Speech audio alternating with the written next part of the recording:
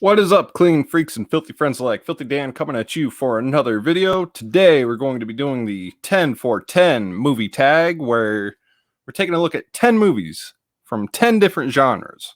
That is not 100. I possibly could do that, but we're not going to do the 100 super 10 for 10, but we're doing 10 for 10. One film from a different genre. That adds up to 10. Anyway, we're going to take a look at these. I just want to say real quick that I was tagged by the JMan over at JMan's Movie Cave. I've got a couple people that I'm going to tag. Unfortunately, I couldn't hit 10 people to tag, but I do have a few here, and their information will be down at the bottom. First, I'm going to have Robbie Sobel at Reviews and Rankings with Robbie Sobel will be someone I'm tagging. Also, the Wolfman over at Mega Movie Z, and Nick at the Lost River Drive-In.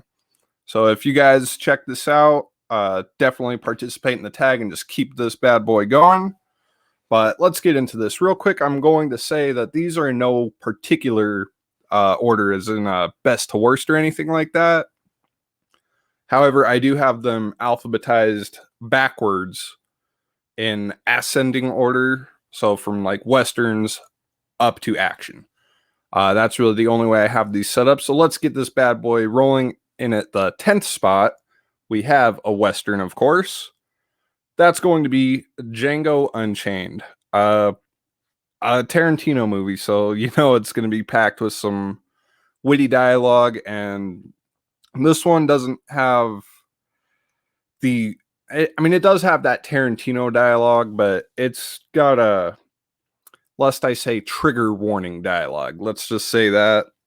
There's going to be heavy use of the N-word in this film, and I know a lot of people might not like that. So if you're not into that, don't watch Django Unchained. But if you like the bloody spaghetti-style westerns that came out of Italy in the 60s and 70s, definitely check out Django Unchained. That is basically Quentin Tarantino's love letter to the spaghetti western genre. And you got Jamie Foxx's Django, who is actually a character that goes back to the 60s and 70s with old Italian westerns. So it's definitely a heavy-handed love letter. But you got Leo DiCaprio with his Oscar-snubbed performance. There's so much in this film to talk about. Definitely go check out Django Unchained. Number 10, westerns. Moving on to the 9th spot, I put the superhero genre. Now, there's a lot of stuff I could have put here. And usually I'm more of the older comic book type movies. But there is one that really stands out. And unfortunately, it's not the Michael Keaton Batman movies. It's not the Christopher Reeve Superman. Nothing from the MCU, because I haven't seen enough of that. Fuck's wrong with me? But it's something better than that. It is Zack Snyder's Watchmen. This is a great movie. I actually watched it again last night, and while getting this whole thing together. This is a movie I freaking adore. The comic book or graphic novel, if you will, is beautifully translated onto film. There is, of course, you could say Snyder cut, the full edition. I think it's the complete cut or something like that. That one I need to get my hands on. But the standard release, it covers it pretty well as far as the Watchmen. It's a great movie. If you like the superhero genre and you also like kind of a self-aware storyline going on with it, this is definitely a movie to check out. It's very nihilistic in some ways and very, very cynical view of the world in this film. And if you guys know me, you know that is my kind of film. So Watchmen for the superheroes. Coming in for 8, we have the sci-fi genre. Now there's a lot I could have put here too, but there's only one. Well, going to Mars. It is Total fucking Recall. This movie is just an absolute fun film to watch. You got Arnold Schwarzenegger having to go to Mars because he's having dreams about it. Winds up getting chased by Michael Ironside, and there's a whole thing about dual identities. You get 3 tits in this film. There's just so much fun to be had with this film. The effects still look good, even 30 years later. Uh, it's a Verhoeven film, so there's not a whole lot wrong there. Sharon Stone is in this fucking beautiful as always. Uh, anyway, Total Recall, man, you got to check that out if you like the sci-fi films. And that is the original with Arnold. Coming in for the next category, we have romance. And I was very unsure what to put here. I mean, as far as the category goes. But I ultimately went with romance, and there's one film, as far as romance, that really stands out for me. That is True Romance, which was written by Quentin Tarantino. Those of you who saw the top 10 favorite movies list that I did with Jason Nike, the Brettman, and Chris Snyder, this was one that made my list. And it's an amazing love story. It's an amazing crime film. I mean, this is a multi-genre film. There's a lot of different genres this falls in, but what it really is at the end of the day is a love story between Christian Slater and Patricia Arquette's character. I think it was Siskel and Ebert said it's nothing more than a juvenile delinquent fantasy. And fuck, that might be right. But True Romance is definitely a movie that you guys need to check out if you have not. Great film. Of course, Tarantino dialogue, so you can't go wrong there. And coming in for the next slot, we have music films. And this was another one I was kind of struggling. What genre am I going to go with here? But I decided to go with music-based films. And it's not necessarily musicals, but movies where music is a major plot point to the film. And there's one, I was really fighting with this one. But I ultimately had to go with my gut. And my gut told me The Blues Brothers. John Landis directed film with Dan Aykroyd and John Belushi in it as Jake and Elwood Blues. Basically, they're trying to get the band back together so that they can raise money to save the orphanage that they grew up in. Sure, it sounds cheesy. It kind of is. But this is a movie that, as lighthearted as the premise sounds, this is definitely not it's not the lighthearted romp that it sounds like. There's a lot of fun to be had in here. A very fun film that I think still holds up. And it's one that you just got to check out for yourself if you have not seen. It's pretty much the first one, I think, that actually took a Saturday Night Live gag and turned it into a film. So it's a definite trailblazer in that respect. Moving on to the next category, we got horror. What the fuck am I going to pick here? Come on. You all know.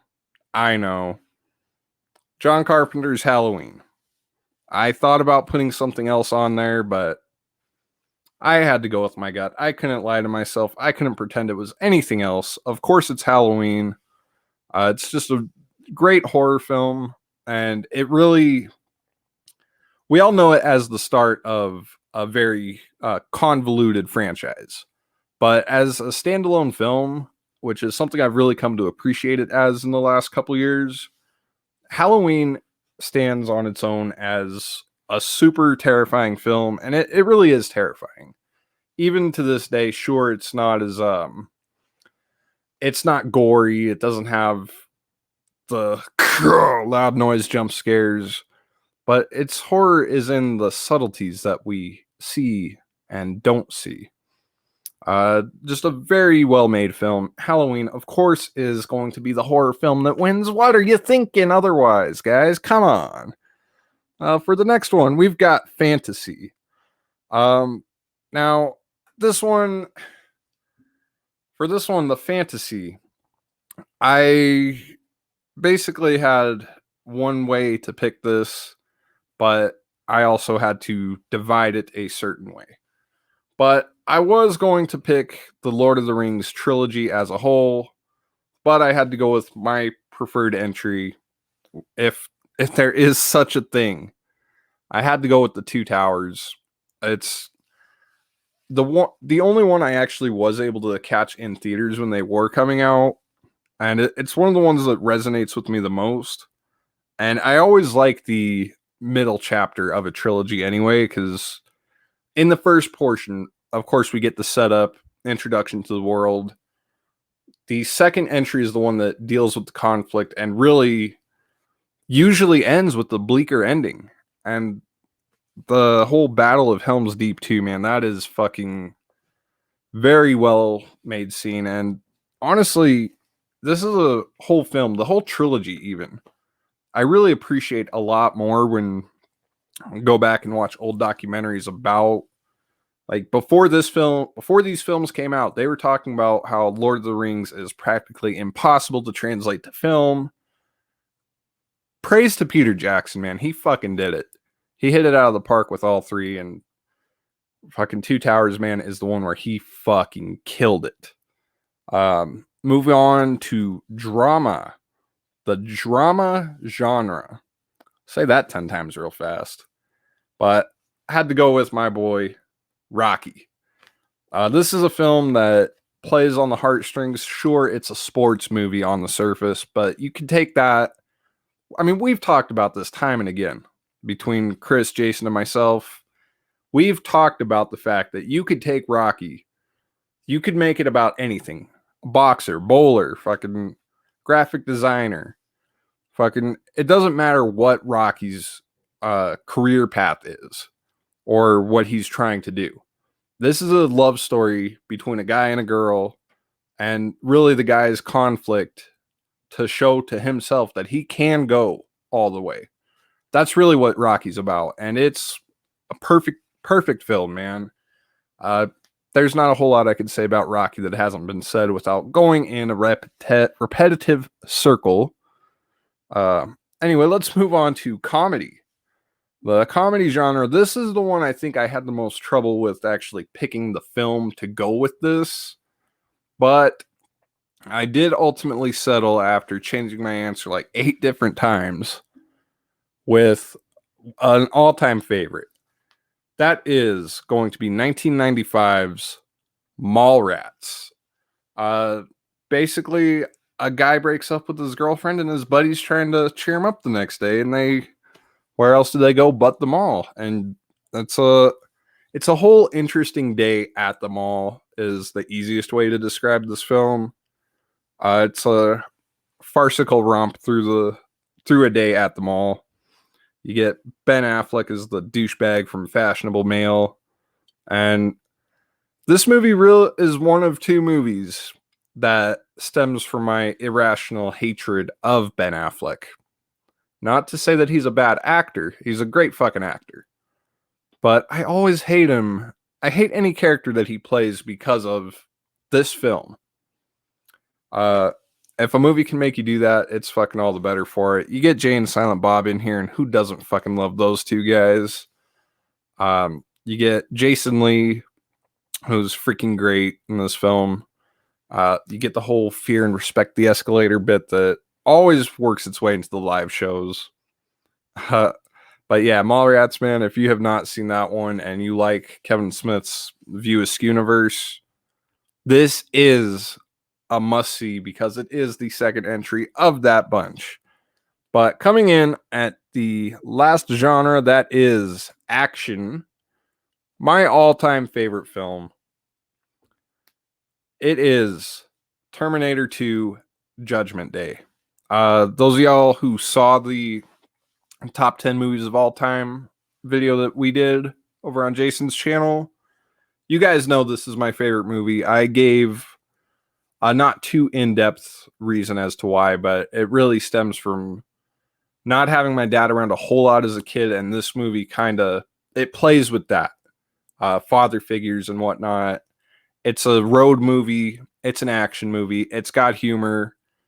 This is one movie that really sits in that argument of the original or the sequel, as in which could be better. This movie narrowly edges out the original film for me, and I fucking love it. I adore it. It's been one of my absolute favorite films since I was a little kid. I wore the fuck out of that VHS tape, not once but twice, I believe, and I've had it twice on DVD. I lost one had to get it as soon as I found out I lost it. But Terminator 2 Judgment Day, man. Come on. But anyway, guys, that was my 10 for 10. Let's just go through these real fast, what they were. Had for Westerns, Django Unchained. Superhero films, Watchman. Science fiction, Total Recall. Romance, True Romance. For music films, The Blues Brothers. Halloween for horror. Fantasy had Lord of the Rings, The Two Towers, if I had to pick one. Drama held Rocky. Then we had comedy with Mallrats and action for T2. That is the 10 for 10. Again, I decided to tag Nick from the Lost River Drive-In, Robbie Sobel, and the Nightman over at Mega Movie Z. Their channels will be in the description down below. And as always, thank you all for watching. Please be sure to like and share this video. If you're feeling extra filthy, go ahead and leave a comment down below. Tell me what are your 10 for 10 films if you are not going to make it into a video. And be sure to check out these social media links provided right here. Got the Facebook, Instagram, Twitter, Letterboxd. Even got a Patreon if y'all want to do that. And be sure to stop by the Stream Demons fan group page on Facebook. And as always, you stay filthy, folks.